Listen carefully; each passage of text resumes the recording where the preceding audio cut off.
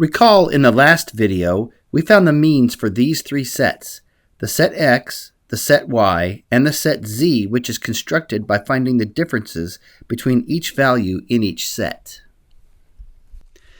Now let's find the variances for these three sets.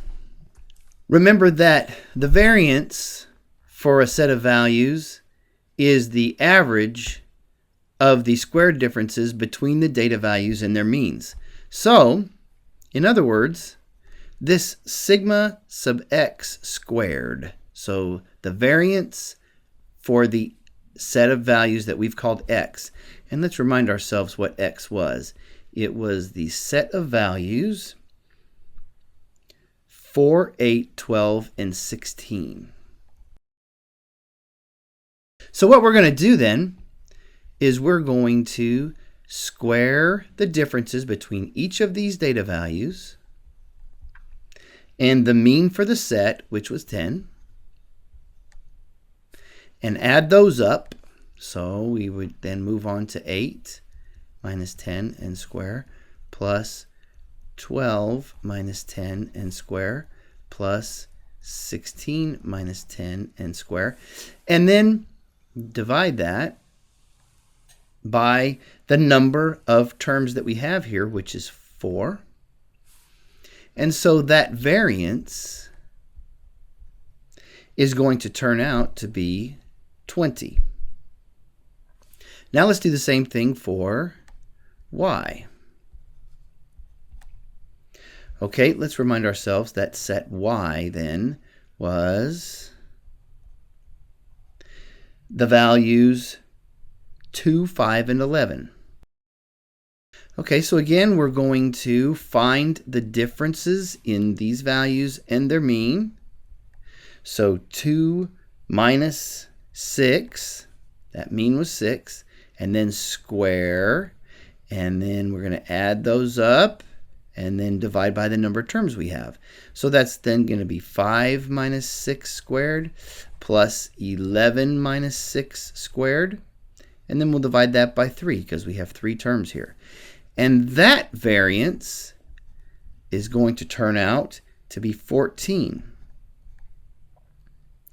Okay, now let's find the variance for the set Z, which was, again, the differences between the x values and the y values. And let's go back and remember what that set Z looked like. It was the set of all things that we would come up with if we found these differences between all the possible x values and all the possible y values. And we kept doing that until we got to 16 minus 11. And then that set consisted of those values 2, -1, -7, 6, and on out like this until we got to 14, 11, and 5 were the last 3 terms in that set. And then also remember that the mean for that set was 4. Okay, so this variance then would consist of every one of these values minus 4 and then squared and then divided by the number of terms that we have.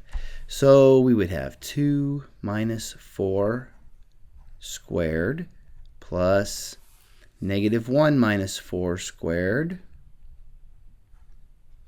plus, and we would keep on doing this until we got to this last one, 5 minus 4 squared.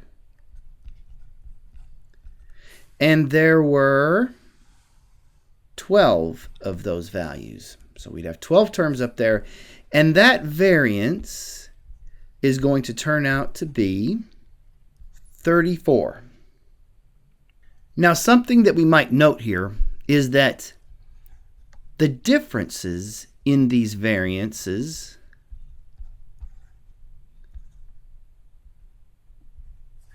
is not equal to the variance of the set Z. But what it is equal to, what this variance in this set Z is equal to, is the sum of those variances. In other words, 20 plus 14. So the variance in this set Z is equal to the sum of the variances of the sets X and Y.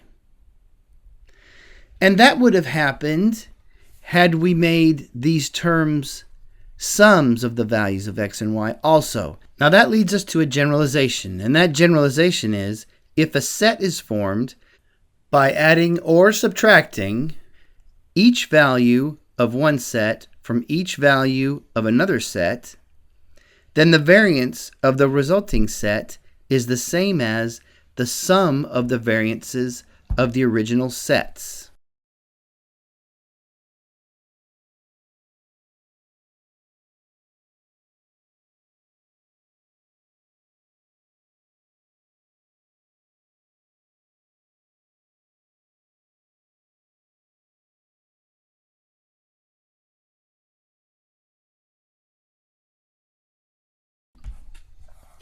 And so to state that in math symbols, we would say